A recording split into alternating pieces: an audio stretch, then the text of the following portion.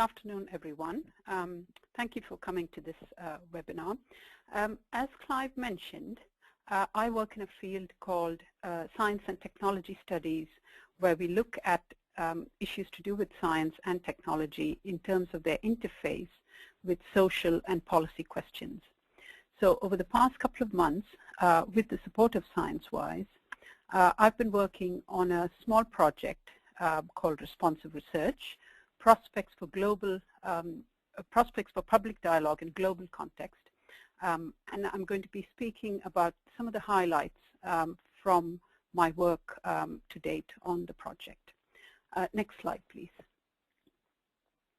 So the background to the questions I started asking in this project relate basically to some very old questions to do with the kind of research, scientific research, technical research, social science research, the kind of research that gets done in the first place, the kind of research that attracts funding, attracts support, and is it the kind of work that needs to be done? Does it fulfill social policy challenges, public priorities, and so forth? Are there areas of research that perhaps we need to spend more attention on as opposed to the areas that we have traditionally focused a lot of investment in? So this is a question that goes back, well, a good long time, but I want to trace it back for today's purposes to a famous speech given by the former Prime Minister Harold Wilson in 1963, which came to be known as the White Heat of Technological Revolution speech. Now, as the historian David Edgerton has pointed out, what's often forgotten about this speech is that Harold Wilson was asking some very basic questions about the kind of research that gets done. So in the little extract that I have on the slide there, he says, this is an extract from the speech, where he says, it's very nice we should be putting so much research into color television, producing bigger and better washing machines to sell in Düsseldorf. But what we should be doing is to develop the means of mass producing simple tractors and plows to increase food production. And then he goes on and mentions other examples producing little simple 1 or 2 horsepower steam engines because that is what the world needs.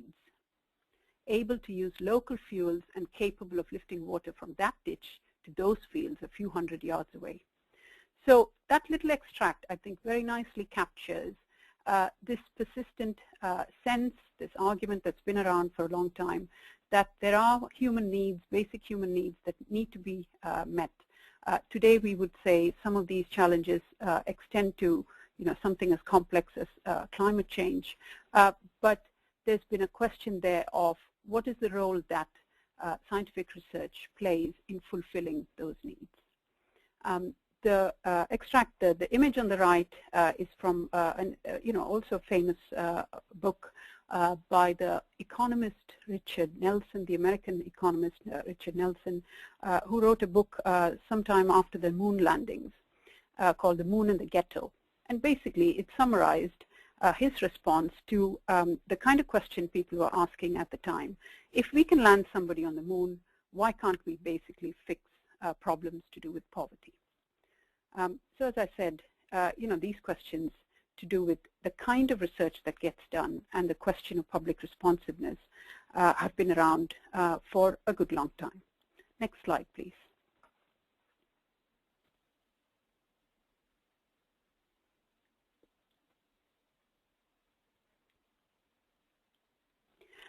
So my aim in this project was really to try and open up a conversation on this core question. Can research be responsive to public priorities? What are the opportunities? What are the challenges involved in doing so? But also, what are the kind of mechanisms and institutional support that's required for research to be responsive in this way? A key part of that question had to do also with the role that public dialogue plays in unpacking how we might think about public priorities in the first place. So that was the aim with which I started with a small blog post on the ScienceWise website a few months back. I also solicited contributions from colleagues working in this area, and there are a number of those that are already up on the Making Science Public website. I had a webinar that some of you may have attended at the end of January, and I've tried to do a bit of publicity around this, asking some of these questions on Twitter. I'm also very pleased at the two opportunities that I got to present some work on this issue and participate in discussion with people at the University of Southampton as well as the University of De Montfort University in Leicester. And basically, on the basis of all these discussions, what I'm launching in this month is a paper, a policy paper with, which summarizes the key findings from my work. So I'm really interested in feedback from the webinar, from participants of the webinar today, feedback on the key points that I want to make in this policy paper. Next slide, please. So before I move into the heart of my talk, I do want to highlight some acknowledgements. ScienceWise, of course, for supporting the project, but also as this project has been highly interactive from the start, I couldn't have done it without a number of really key contributions from colleagues at University of Nottingham. You can see their names up there, but also others, the Open University Loughborough, University of Ibadan in Nigeria, and Sheffield. I also want to thank people who participated in the webinars as well as at the seminars in Southampton and Leicester. And I want to thank people, a number of other colleagues, too numerous to mention, who are working in this area, especially on public dialogue around science and technology, responsible innovation, and science policy. And last but not the least, I want to acknowledge the director of the Making Science Public program, Brigitte Nerlich, who asked me some very tough questions, but I think they were really important ones.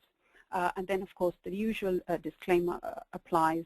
Any errors and flaws in the interpretation and in the arguments are obviously my own. Okay, next slide, please.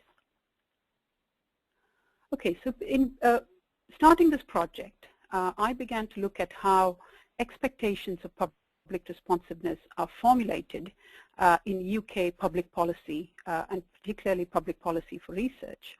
And I just want to highlight three examples from these policy mechanisms. So the first is something that a number of you may be familiar with if you come from academia, and that has to do with what are described as pathways to impact for research that's supported by Research Councils UK for all the projects that they fund. And basically, this is a framework that's been in place for a few years now. It has become increasingly important for researchers submitting proposals to receive funding, to be considered for funding, to specify at the start how they intend to engage with potential users and beneficiaries of their research, the plans they have to engage them from an early stage, and the kinds of impacts that they think, social and economic impacts they think their research might have in practice. So that's a key framework that needs to be kept in mind. Related to this is the specification of priority areas for certain kinds of research that is done across councils, across different research councils that specialize in different disciplines. So these are located in relation to global or large-scale societal challenges, and you can see them listed there: digital economy, energy transitions, global food security, and so forth. You don't see climate change mentioned there, but basically for those of you who have been following the debate on climate change, and especially the recent IPCC report, will be aware that basically climate change cuts across virtually all of those priority areas identified there. Now the third mechanism that's also important to acknowledge here is a somewhat more recent development, which is a framework for what is called in this country responsible innovation, and in the European Union, European Commission research, responsible research and innovation, which sometimes goes by the acronym RRI. So the key difference, if you like, in the responsible innovation framework is that at the very start it opens up the question of how we think about public priorities in the first place, how we think about responsiveness, what responsiveness means in a context where there might be multiple public priorities, multiple public values as to the kinds of research and kinds of innovation that's actually considered to be important. So the notion of responsiveness is very explicit, it's very clearly built into the responsible innovation framework. And it's meant to enable researchers as well as different stakeholders, government, industry, and so forth, to consider different perspectives about the future, different possible alternative futures for innovation. So these are some existing policy mechanisms that already build in certain expectations of public responsiveness in research. Next slide, please. So while examining the challenges that have been faced by people trying to promote these mechanisms in practice, I want to highlight basically three core challenges in the presentation today. And the first of those is what I've described as a challenge that's represented by the widespread acknowledgement or widespread value that's placed on the importance of open inquiry. So in response to a tweet that I put out, and those of you who were at the first webinar will have may recall this, in response to a tweet that I put out about this project, I had a colleague responding basically to say, in response to the question, can research be responsive to public needs and priorities? The answer was, of course, just not all of it. Some of it has to be curiosity driven for when the public develops the need or changes priorities. Now, we have seen other examples of this kind of argument. More recently, there was a letter signed by a number of eminent scientists that was published in The Guardian, talking about the need for more scientific mavericks.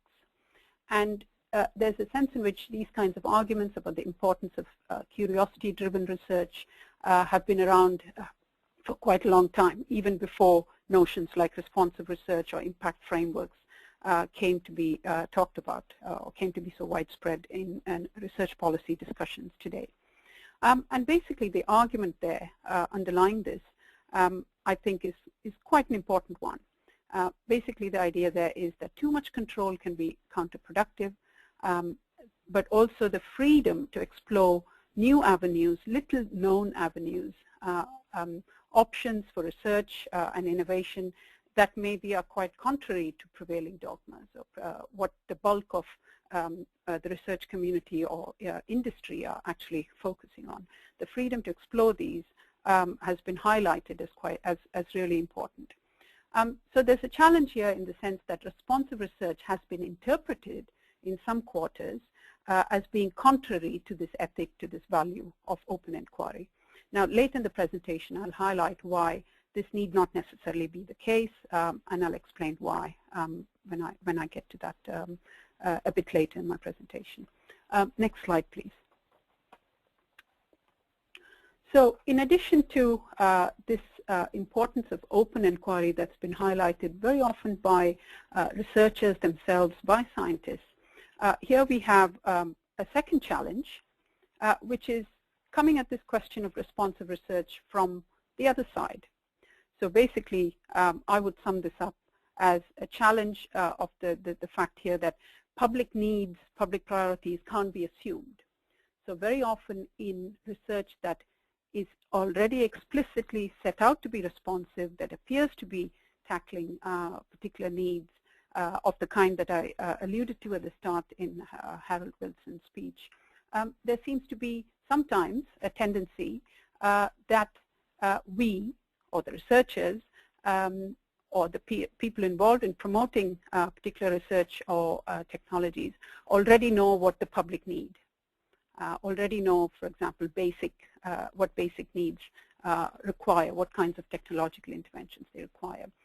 And I just want to draw your attention to a couple of great blog posts in the responsive research series that highlight why this is a really problematic assumption.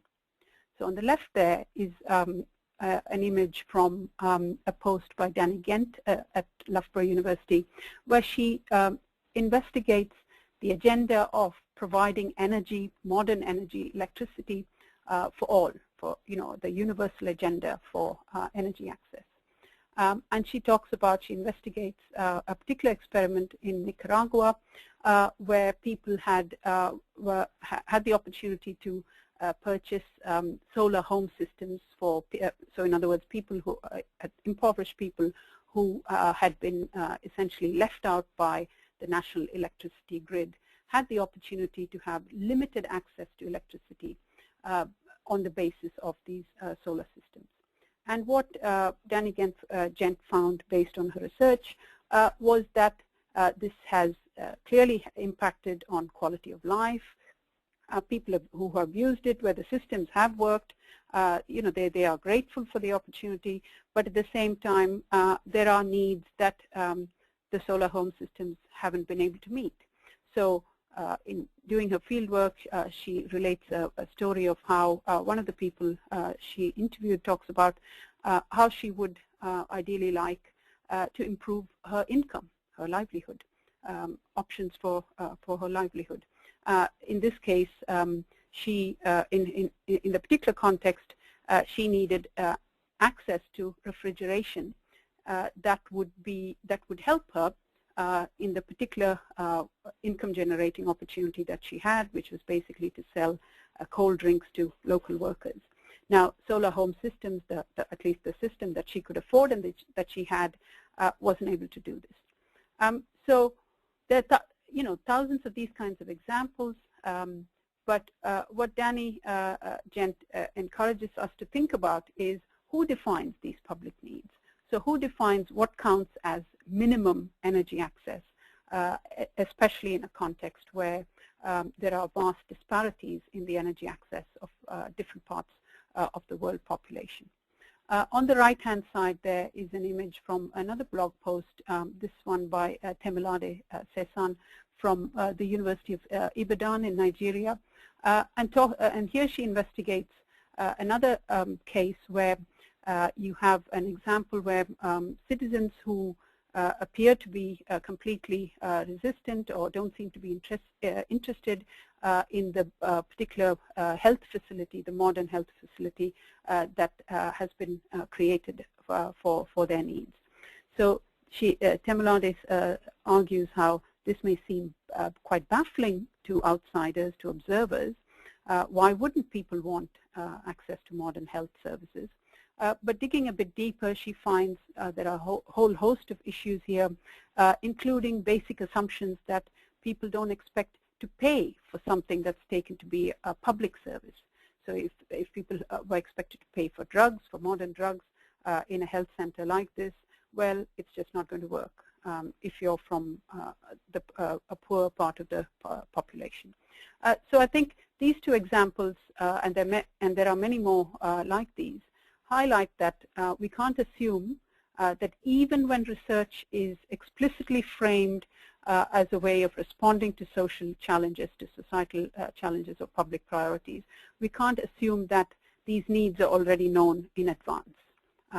That's something that requires further investigation. Next slide, please. The third challenge that I want to highlight is again related in some ways to the challenge that arises from how we know public needs. And this is a point that has been repeatedly made in a number of different contexts. So I want to highlight an example from my colleague in the Faculty of Engineering, Mike Clifford, who, writing as an engineer, he talks about how engineers are essentially optimists. They look to provide solutions in the face of fundamental problems. But Mike talks about how the role of technology in development is actually quite controversial. It's quite complex. He talks about how some problems have arguably been exacerbated by the use of technology and the extent to which further technological development can actually provide solutions to these grand challenges remains to be seen.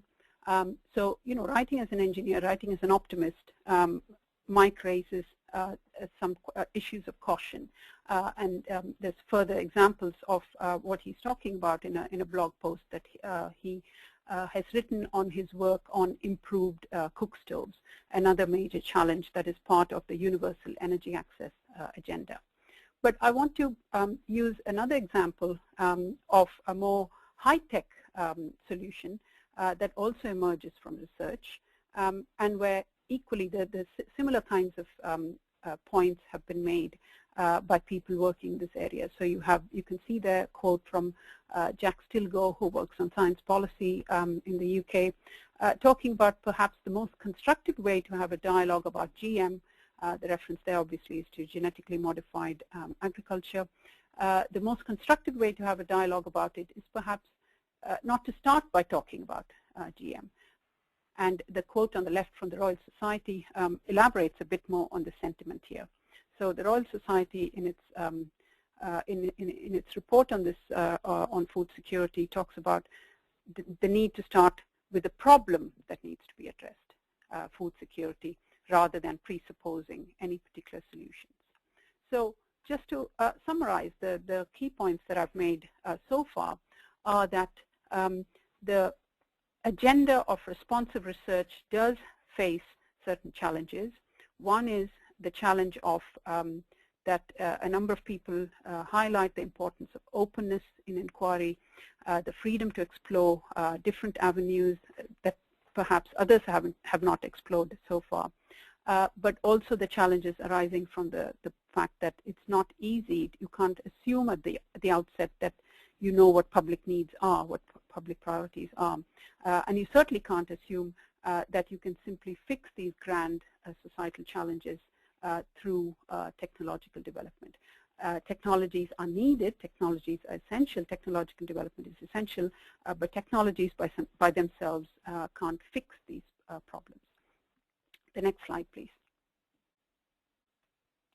So I just want to highlight there, in turning back to policy, to research policy for promoting responsiveness, I think the lessons of some of what I've been talking about can be, there are some lessons from what I've been talking about for a kind of approach to setting public research priorities, which is almost entirely driven by the support for large-scale technologies, large-scale commercial industrial applications. So here you have an example of the so-called 8 great technologies that the Department of Business, Innovation and Skills have highlighted some levels of support for. And examples there are given of things like support for big data, satellites, autonomous systems that could lead to cars and planes that drive and fly themselves. So at least in the development of these particular technologies, there are parts of research policy where it appears that the role of the kinds of things I've been talking about public dialogue, how do we know what public priorities are, don't seem to be very clearly evident. And we can see an example of this in a quote. The next slide, please. So here's a quote from Richard Jones, the Pro-Vice Chancellor for Research at the University of Sheffield, in a recent paper that he wrote on the UK's innovation deficit and how to repair it. So speaking to these very 8 great technologies, the strategy document, he talks about how do we choose these problems as the ones for which we most need technological solutions. How do we know that these particular technologies offer the best way of delivering the goals that we have in mind while minimizing unintended and undesirable consequences? So I think what these kinds of questions highlight is that an important part of broadening the agenda for responsive research, of making responsive research matter, is paying closer attention to ways in which we open up spaces for considering alternatives to the sorts of research and technological options that are already on the table. So how do we do that? I'll give a few examples before I conclude. Next slide, please. The big elephant in the room, to put it that way, is the question that is the core of this project, which is how public priorities are defined in the first place. And the question that arises here, if we can't know in advance what public needs are, what public priorities are, and this is an issue that arises that is equally applicable both in developing countries in the global south as well as in countries like the UK. If we can't know these in advance, then shouldn't the public have more of a role in defining what these priorities are, what's in the public good, what's research, what kind of research should be done in the public good. And I want to give a couple of examples of significant progress that has been made by people experimenting with this very question in mind. Next slide, please. So one set of examples I want to give have to do with a number of what my colleague Alison Moore calls experiments in public engagement, or what we might call engaged research or engaged forms of innovation. Now, there's a danger in this kind of work that is set in the present to give only kind of recent examples, and so the ones that you see up there are very contemporary. But one can trace these sorts of engaged research examples, well back to developments in, for example, participatory research. Some people trace it back to the 20th century, early 20th century developments in industrial science. So what I want to highlight here is that there are two experiments in this kind of work are too numerous to cover, but I just want to point to a few. The Open University is one of the Catalyst-funded experiments in public engagement, has been doing some fantastic work in trying to embed public engagement kind of ideas within research across different departments, different disciplines, ranging from the social sciences and the humanities up to the physical and engineering and life sciences. So I want to highlight the work that they've been doing as well as the work of other catalysts. The Open University Champion of Public Engagement, Rick Holloman, has mentioned some examples of similar kind of work. So you can see a couple of examples there. The Floodplain Meadows Partnership, research projects that are trying to involve civil society organizations in the formulation of research agendas and the research progress. So the two examples you see at the top and the bottom over there. But last but not the least, I also want to highlight efforts to look at the evolution of innovation from the grassroots. So there's a great project led by Adrian Smith at the University of Sussex, talking about inclusive innovation and learning to listen to the excluded.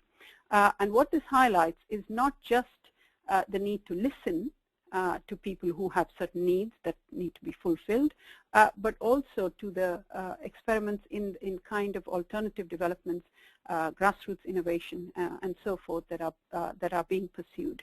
So examples might be again in the global south, but can also refer to examples in this country around things like community energy, community renewable energy projects. Next slide, please. So the other part of what I want to highlight here relates very closely to the work that's being done by ScienceWise in public dialogue around science and technology developments.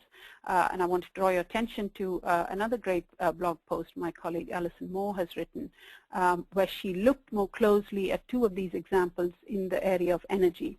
So one on bioenergy and the other on the Energy 2050 future low carbon pathways. And what Alison Moore has tried to highlight is that in these kind of dialogue projects, the capacity to create space for different public perspectives, the awareness of different values is really important. And depending on the way you set these projects up, there is real potential to pursue this objective. Okay, so I want to move on to my conclusion, the last couple of slides. Next slide, please. So I've given you some examples of some really exciting experiments in engaged research in engagement in public dialogue around innovation.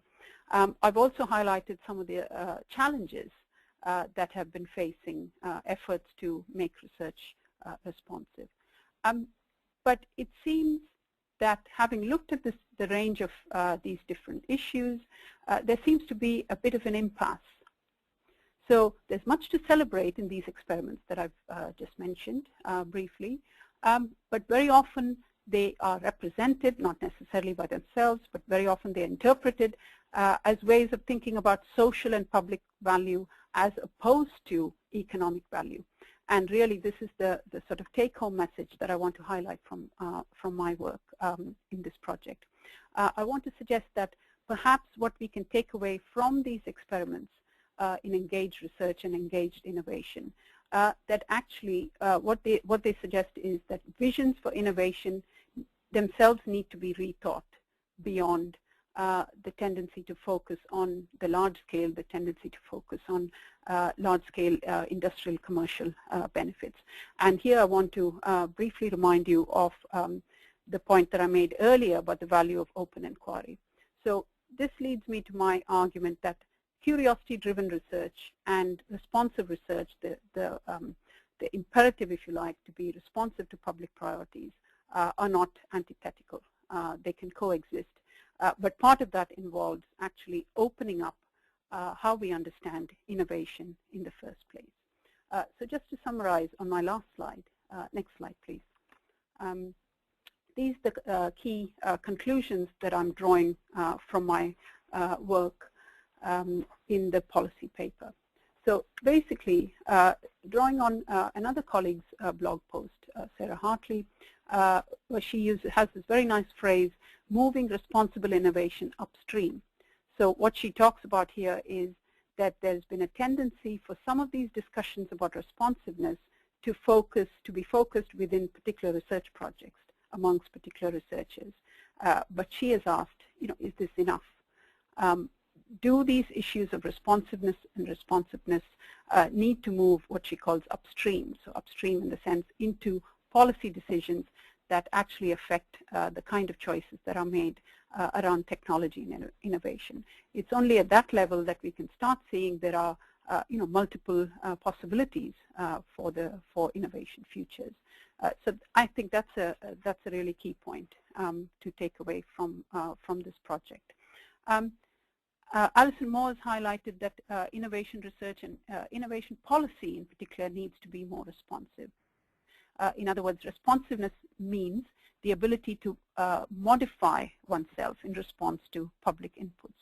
So this idea that it's not just enough to have, if you like, multiple, on the one hand, these experiments in public engagement, public dialogue, and so forth, as well as, if you like, the more established ideas of innovation, for these to coexist side by side. There needs to be much more interaction and some kind of change in response to what's coming out in these sorts of public engagement experiments. So in conclusion, what I want to highlight is that if we are talking about the need for innovation, for addressing a number of these societal challenges, perhaps this requires innovation in economic and business models, as well as in technology or even in social change. I think if we want to make responsive research matter, if that is going to make a difference in practice, perhaps this requires putting the innovative back into innovation agendas, innovation and research agendas. And what I mean by that is actually looking at innovation in its entirety, looking at innovation as an economic process, as well as a technological and a social process, and remaining open to innovation or change at all these three levels.